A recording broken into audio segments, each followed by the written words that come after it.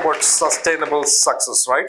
And I just want to read that verbatim. The reason is some definitions, you don't want to quote in your own style or one thing. See, the ability to maintain or support a process continuously over time that yields satisfactory results consistent. Maybe it's too hard for you to digest that entire line, right? What I'm trying to tell you is sustainable success is like you want to have success every time. Success needs to be repeated every time you do some tasks. A certain task, you want to do it. You want to make sure you have success all the time, right? That is sustainable success. And that's actually what the definition is talking about, okay? Even though the definition is big, I just try to make it as simple as possible. Now, can we move to the next slide, please?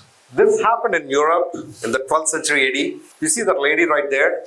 She put a buffalo in the market, or a bull. So there's a bull in the market. She put a bull in the market and she said, whoever can guess the weight of this bull as closely as possible to the actual weight of the bull, they'll be rewarded accordingly. You got it? So she got this bull into the market. She put the bull in the market and she said, anybody who can guess in the marketplace, anybody who can guess the weight of the bull need not be exact, as close as possible, as close to the actual weight of the bull as possible, they'll be rewarded. And there's no entry fee. So now what happens? Everybody comes and tells a number, right? And that's what is happening. So somebody said 300 pounds and the person said 750 pounds, 900 pounds, 228 pounds. And people can get whatever number they have in their mind, right? They just throw out numbers. So she collected, in that day, she collected 1,200 entries, the weight of the bull, okay? She collected 1,200 entries. So she went home, she did some work. It's basically pure statistics, She took the average. You all learned average, right? Average of all the weights that she got. And guess what has happened? The average weight, what she got, has deviated from the actual weight of the bull by 2%. What does that say? I'll repeat this once again. The average weight of the bull, the average means all the data she collected, she took an average, and that average value, the weight of the bull, what it gives you at that point of time, that average weight, has deviated from the actual weight of the bull only by 2%. So that means there is some intelligence in the human beings that if we know how to capture that properly and do our analysis, need not be average every time. It could be different statistical tools we're going to use and everything. I'm not going to get into anything technical here, but I'm just trying to let you know the point I want to make here is there is this intelligence in human beings. If we know how to capture that intelligence and do some analysis, we are close to the reality. Agree? That's exactly what has happened there. So it's actually, she doesn't know. She never knows because people are giving different values, different answers. But however, if you look at the average, it has come to very close to the weight of the bull. That's very surprising. You may be wondering, how did it come? But that's quite natural. That's quite natural. And that is how it has come up. So if that is the case, let me think about it this way. If I know, if there is certain things that are being done, certain tasks, certain process being done, in a certain way. And if we can collect some intelligence from all the people around here, okay, I would get, the answer would be very close to the reality, the average of all the answers. Agree? How does the voting system work? I'm not getting very technical or too technical here. I'm just talking about a simple average. So if there is an intelligence, so we are talking about the intrinsic human intelligence. If I know how to capture that, I'm good to go. I'm very close to the reality and I'm very smart. If that is the case, it's all, what did she do? She got only the data, right? If she just took the data and collected the average, why can't I ask a machine to do that for me? If that's getting close to the reality. Clear? What I'm going to show you in the next few minutes is about all the use cases, pretty much what we have done or we have done with our partners. Partially implemented certain things. So I just want you to carefully watch this. So this is the trading platforms. We're talking about sports, stocks, crypto, forex, commodities. You might have heard these names at a very high level. You might have heard crypto, right? You might have heard sports, right? You see all cricket you watch, right? You watch football, right? So what I'm saying is, let's talk about cricket, because I know people get excited when I talk about cricket. So you talk about cricket, okay? So now you say, what happens, okay? We are all sitting here, we're watching cricket here. Now what happens? Now we'll be debating, right? Oh man, this guy is doing good. Oh, he dropped the ball. Now the ball is going here. Now it's going to the boundary. So there are some people, smart people, they say, no, I think this over will definitely get a 4. Okay? How did that person say that? Because he or she has some historical data saying that, oh, we are very close to this. We have only 2 overs left. So we have to have a 6 now. or we have to have a 4 to win. And there's a lot of pressure on the team now to hit that 4. So there are some guesses that are being made, right? Based on the ecosystem, the data what we have. Remember, I'm talking about the data. And if that data is giving that information to us, can't I ask a machine to do that for me? Why do I need a human being there? And again, once you predict, I'm using the word predict because we just predict, right? Next over there will be a 4. It's just a prediction. It can be a 4 or it may not be a 4. It could be, maybe out also. But what I'm saying is, if you want to be more close to the reality, if most of the people believe it's a 4, it's actually close to the reality, because that is what the intelligence, what I'm trying to capture from the crowd. But if you know how to capture that intelligence in the digital format, the machines are ready to pick it up. Machines don't understand English. They need that digital information. Getting it? So we have built a lot of these platforms for sports, stocks, crypto, forex, commodities, and all these things. What happens is we capture the pulse of the audience. We don't need to watch TV. We don't need to watch the game at all. But I know, let's say there's a game happening between Pakistan and India, let's say. Obviously, we'll support India, right? But it's not the question of whom we support. It's a question of which team is going to win, which team is actually playing good, bad, what. Who knows that? The people are watching it, right? There is an intelligence in that people. They have some intelligence. If I know how to capture that data, then my machine knows how to process that. And that's what we've been doing. There's something called odds data in each of these. Let's say, for example, sports odds, what is how likely is that this team is going to win and all that. I'm not going to get into that discussion of data and all that right now, but I just want to let you know that if there is some intelligence in the human beings, if human beings can do it, machines can do it. Keep that in mind. If humans can do it, machines can do it. Okay, so we have developed it, and we have predictions that are being made. So there are 7,000 predictions that our algorithms are making, out of which 10% are actually actionable. Means the machines believe out of these predictions, this 10%, they can act on it and they come to be true. They become true, So this is just about the trading platforms. How we say, if you're interested in some of these trading platforms and all that, this is a good way to go actually. So health diagnostics, if you look at the hospitals and all that, think about it. Hospitals today, what does the doctor do? They take an X-ray, they do an MRI scan, CT scans and all that. They look at it and they diagnose certain things. They say, oh yeah, you have this, you have this, you have this. Or they say that, okay, well, they look at your history, right? Your parents' history. Okay, your mom has diabetes, your dad has diabetes. Okay, so probably that's the reason why you have it. So see, there are certain things. How did the doctor know? He has studied, right? He has studied, he has treated patients. His experience counts. Now the question is, if the doctor is saying based on this, he is diagnosing a patient, can't I ask my machine to do that? Machines can do that more accurately. Why?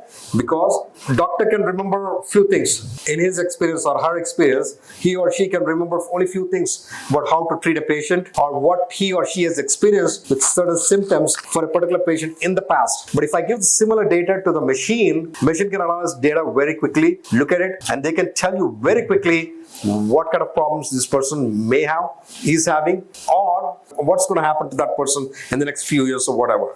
And in fact, there were actually models that have been developed which actually can predict when you'll have a heart attack. It is scary. It is scary. But it'll tell you when you're going to have a heart attack. Okay? And they say it's very close to the reality. But the problem is the prediction itself can cause a heart attack right away for that person. That's a little dangerous, right?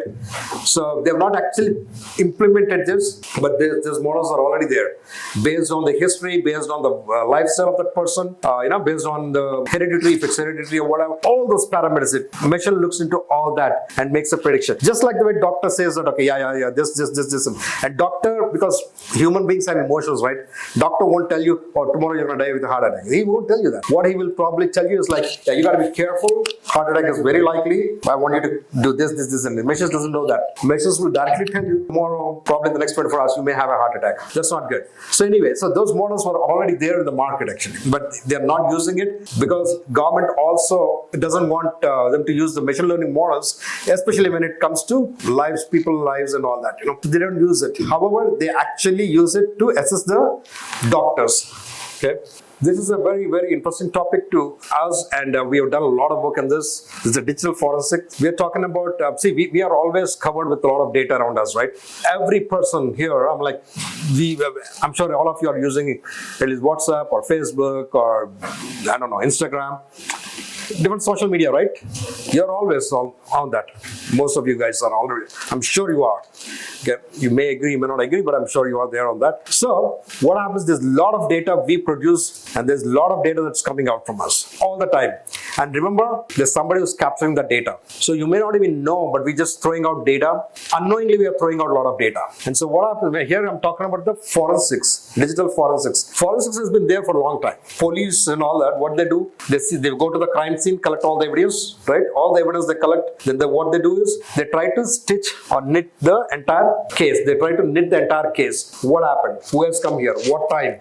When did this happen? When did the truck arrive here? When did the car come inside? When did the lights go away? You must see how the sequence of events and everything. This, if a human being is doing it, who else can do it? Machines can do it. Why should we ask a human being to do it? It's just a sequence of things. A human being is doing it. Machines can do it. And then we say that human beings are actually applying their intelligence to predict what might have happened, right? Remember, I use the word might because you cannot always say that, oh, he's done it or she has done it. No, you cannot do that. You can never do that because the code doesn't accept such things. The code only accepts evidence based on, there are a lot of types of evidence. I'm not going to get into that again, but code always accepts evidence that is actually related to biometric, or of course, now they're accepting the digital information also. But some states they do, some states they do not. However, that day is not very far when they're going to accept the complete digital information. Cyber attacks, you heard about it, right? In organizations, we have a lot of this malware and all this getting into the organization.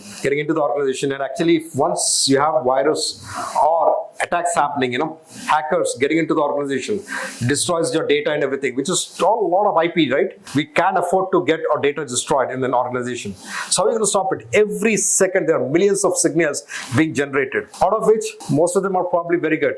Maybe there's 1% or maybe 0.1% of the signals that are actually harmful. Maybe there is some deviation. Maybe there's an outlier in the signal. Okay, somebody's trying to enter into this, somebody trying to delete, somebody's trying to do certain things that they're not supposed to do. And so all this can easily be tracked by machines, not by humans, because humans can, how much is the attention span? They can look into it, they can actually analyze the data once they get the data.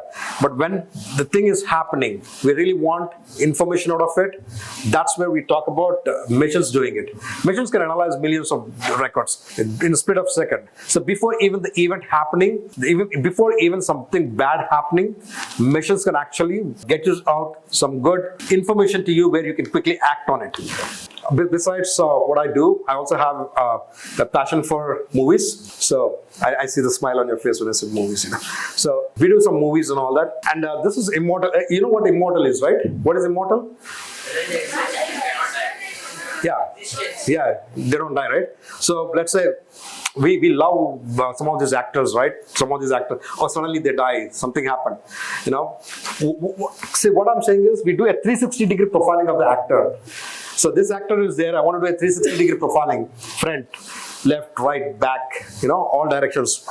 I capture the emotions, I capture all kinds of emotions, happy face, sad face, angry face, all kinds of emotions are captured. Then I want to capture his walking style, how he walks, how he does things and everything. So it's a one-time job.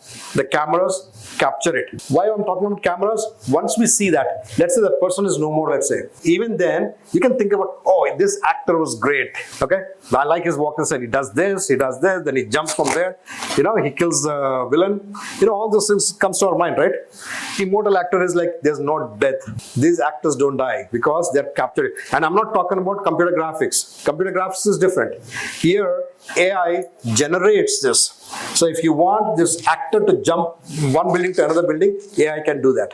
And there's no difference from the actual actor. Actual actor, there's no difference. You can't even make the difference. So you can see this guy, if you like somebody, you can profile that person and make movies out of it.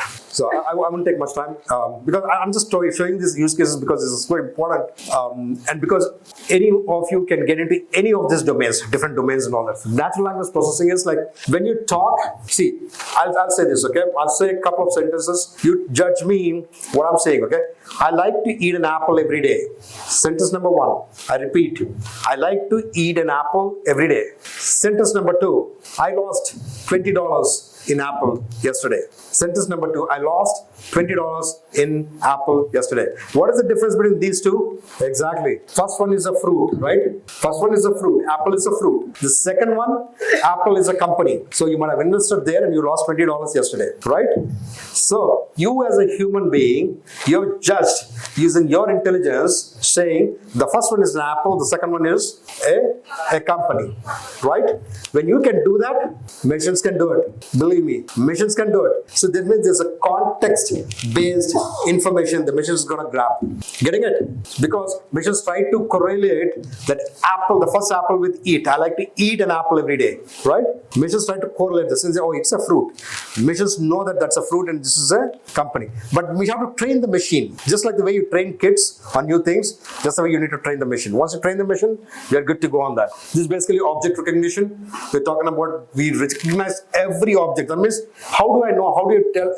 If you put a kid here, kid says, oh, that's a car, that's a white car, or there's a guy walking here, or this is a zebra crossing here. How does the kid know that? Because the kid has seen so many cars before, right? He's seen thousands of cars before with his parents going out in the car, or maybe they have their own car. He shows that, oh yeah, I know this is a car. Same way we train the machines. Same way we train the machines. If humans can do it, machines can do it. Yes. So decision automation is like, this is quite interesting because all the decisions that we take should be automated and also make sure that we have the right results. And if this number is good, if you have a better number here, we have 99% of the time, business is acting on the decisions taken by the machines. Okay, let the machine take a decision. Only 1% of the time machine fails. How many times human fails? More than that. However, having said that, remember one thing, there are some critical applications or critical domains. For example, hospitals. Let's say you are treating a cancer patient. You don't want machine to say that, okay, we have to inject this person with so much of radiation dosage or whatever. We would definitely want a doctor to diagnose that because more dosage probably can kill him also, right? So that may not be a good idea. So there are some domains you need to be a little careful about. Otherwise, if 99% of the time, you can actually work on those decisions, use those decisions made by machines, that's the best way to go actually. You let the machines do the work for you. Ethical development, human-centered design, and responsible data. Remember, it's not any data. You need to have data, good data, right data. Everybody has data now. Right data, responsible data. That gives you the sustainable success with AI. And there are a lot of domains you can explore. There are a few domains I've touched upon, depending on the time and all that. So there are a lot of domains. You can do climate, cybersecurity, BFSI. BFS is basically banking, finance, securities, and insurance. So a lot of these domains, everywhere. So there is no domain that AI has not touched. AI has touched each and every domain. Remember one thing, humans can do it. Thank you.